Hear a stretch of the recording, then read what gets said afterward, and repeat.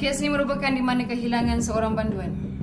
2 orang anak buah saya dilaporkan sakit mental sejak ditugaskan menyiasat kes ini. Saya nak kamu berdua pergi ke homestay tersebut.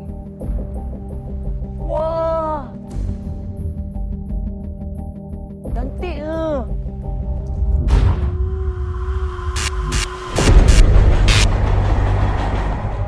Malam-malam, Puan. Ada hantu lah, Puan.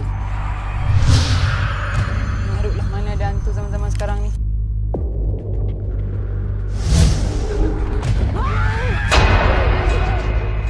Ini yang dialami oleh 2 detektif sebelum ini, betul tak? Lim! Aku tak mati kat sini lagi, betul? Mati!